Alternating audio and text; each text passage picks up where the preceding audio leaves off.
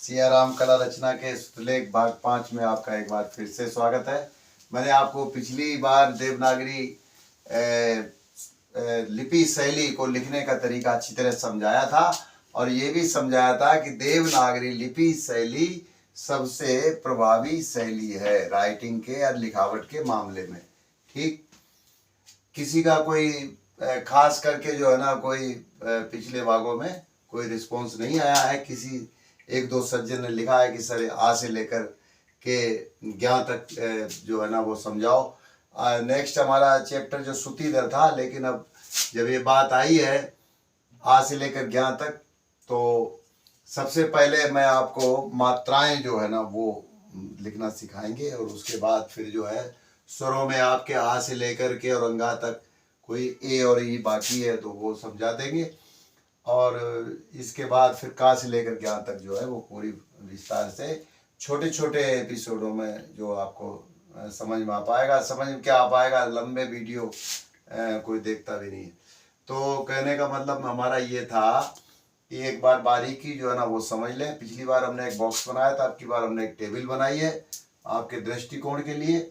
और ये जो देवनागरी लिपि जो शैली है वो मूल अक्षर की गहराई का एक हिस्सा है। जैसे कि ये वाला अक्षर मैंने इसमें एडजस्ट कर रखा है तो आपको ये उभरा हुआ सा दिख रहा होगा। हमारे ऋषि मुनियों ने जो कोई उभार पत्थरों पे और जब खुदाई उदाई हुई तो जब एक निश्चित दिशा से खड़े होके जब वो उन्होंने इमेज एक तैयार की तो वो गहराई का हिस्सा ले लिया और गहराई के हिस्से से वो देवनागरी लिपि शैली का उन्होंने आविष्कार कर दिया।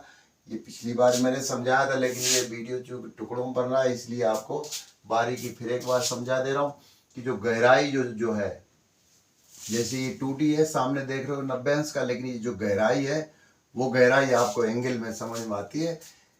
हमारा माइंड जो है ना वो आँखों के द्वारा, रोशनी के द्वारा, प्रकाश की किरणों के द्वारा वो जो है वस्तु से चली हुई माइंड में जब आंखों से गुजर के जाती हैं तो वो एक कोण डाल देती हैं और कोण के द्वारा जो है ना वो गहराई समझ लेता है माइंड की ये चीज़ गहरी है।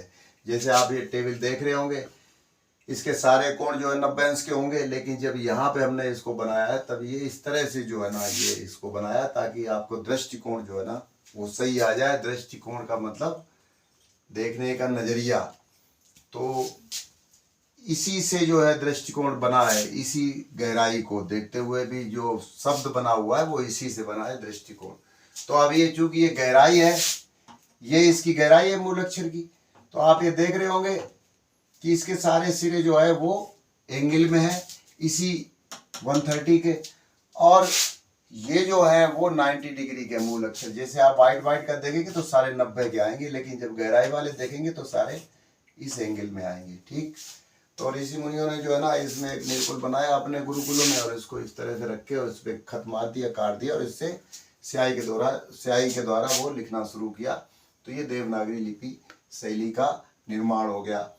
तो अब इसी गहराई को समझते हुए इसी तरह से आप कोई सा भी कोई कोयला या वो या ये चौक का ये दो हिस्सों, इसके दो हिस्से होने चाहिए मतलब, और ये इस तरह दोनों जो है वो बेस पे सरफेस पे टिके होने चाहिए। आप कागज का भी कोई टुकड़ा ले सकते हैं, पानी आनी भिगो के या किसी चौक से या इस चौक की मदद से। देखो ये दो टुकड़े हैं बड़े, ये इस तरह से रखें। ये वाला हिस्सा जो आप देख रहे होंगे इस तरह से रख लें और मैं थोड़ा छोटा ले लेता हूँ और इस तरह से आज मात्राओं का जो है ना मैं समझा देता हूँ। फिर कल जो है का से लेकर और ज्ञान तक शुरू करेंगे। तो इस तरह से दोनों टिकाएं और ये हेडलाइन ये देखें आप, इसके सिरे जो है वो इसी एंगल में होना चाहिए। ये आ का डंडा, ये छोटी की मात्रा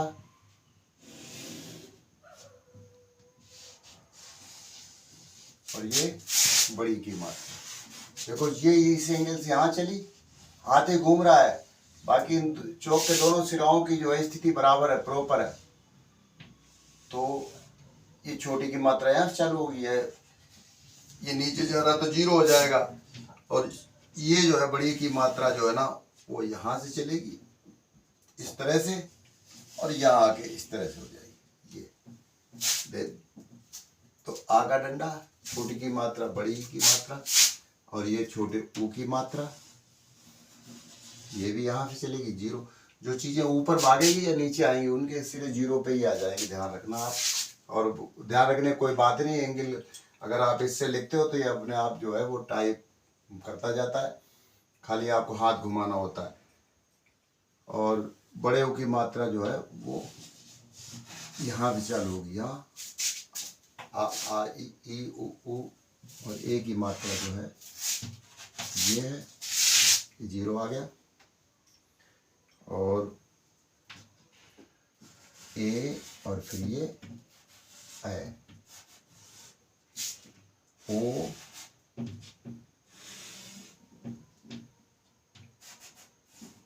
और ये ओ।